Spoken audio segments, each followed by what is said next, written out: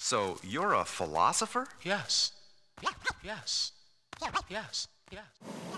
Welcome, my fellow YouTube viewers as well as listeners. I'm hoping that this greets you in good health and good spirits. I'm going to sort of change the tone of what I've been doing. For the most part, I've been doing reviews about books, but I'm going to do something different this time and get into a current news event.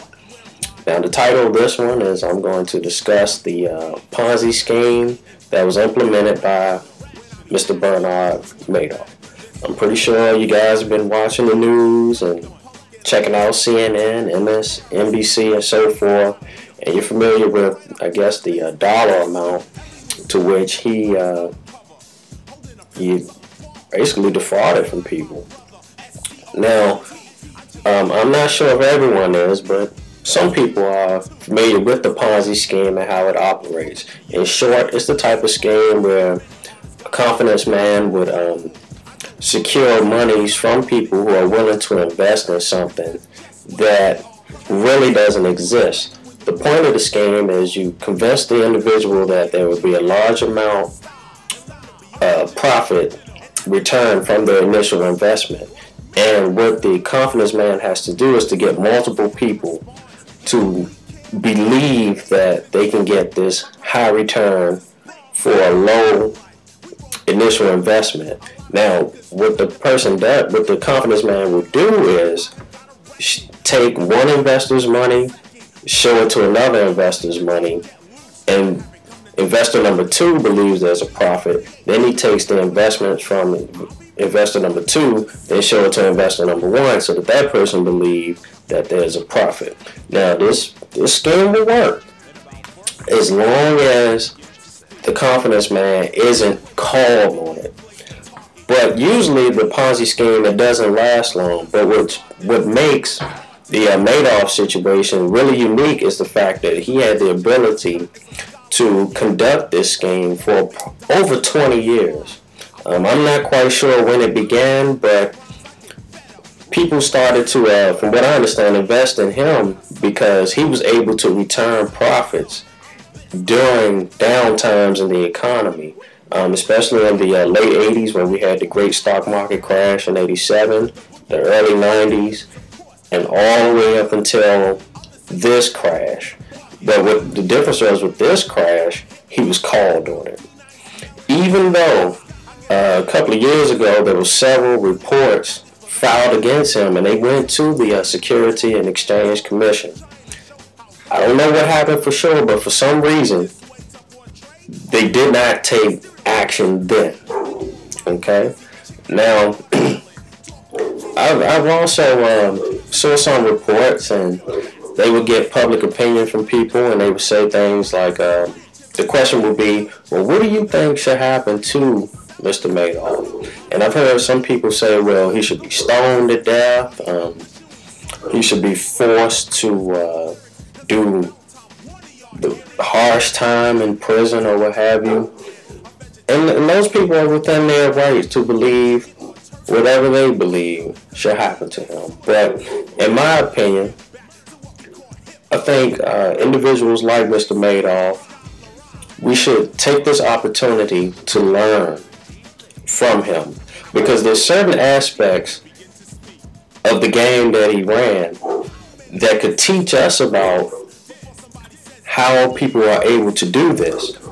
First of all, confidence men are known for having the ability to exploit other people's bad nature and also good nature for their own personal gain. But the thing that was unique about him, to me, is the fact that he was able to get large sums of money. Now, it could quite possibly be because of his background. He may have used his knowledge about tax laws and also his position as former chairman of the NASDAQ Stock Exchange. So with that resume and his experience, he may have been able to, get people to believe in his investments and their high returns based upon that. he may have also used the fact that he's Jewish, and he understands that the Jewish community is very tight-knit, and that most people in the Jewish community may feel more comfortable doing business with him because he's Jewish. Because if you look at the most of the organizations, universities, banks, so forth. Now, some of them are international. You know, mostly from affluent European countries such as Spain, England, Switzerland, and I believe he got a bank in Australia. But also, he took advantage of a lot of non-profit agencies because he was in that non-profit, what do you call it, a circle. His circle of friends included a lot of people who were into the non-profit genre of life. So by him understanding tax laws, he knew that if they made a profit, they had to do something with the extra money that was on their books so that they can still maintain their non-profitability. So he would convince some of these other organizations to invest in him. He would promise high returns and so forth. And a lot of these non-profit organizations were Jewish-based organizations. And like I said before, you know, I believe that he used the fact that he is Jewish and he's a part of that circle to swindle a lot of people into those types of organizations. Now, some people may wonder, well, where is the money? Now, I don't know this for sure, but, you know, there has been some speculation that he kicked a lot of that money back to the Israeli government. You know, we won't know right now, but I'm pretty sure the United States government will pretty much, after his sentencing, will later come back with subsequent indictments, and they'll get testimony from him under Rule 35. And they may be able to loosen up the mandatory sentencing guidelines, because once he cooperates with the government, the sentencing guidelines are pretty much flexible at that point. It depends on the judge who presides over the proceedings. Okay, so in summary, you know, I would like to say that before we decide to kill Mr. Madoff or ostracize him from society altogether, I believe we should take this opportunity to learn something from him, because it's more to it than just understanding his knowledge of the stock market and understanding tax laws and knowing what to do with money. I think a lot of people may look at him as the symbolic representation of Wall Street greed, but it could quite possibly be that the people who invested in him may have been just as greedy.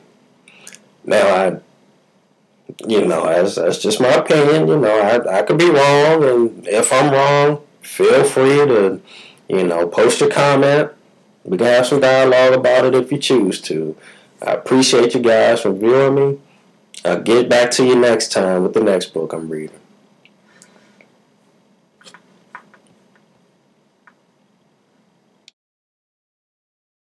What'd you do last night? We did 2 whole cars. It was me, Dez, and Mean 3, right? And on the first car,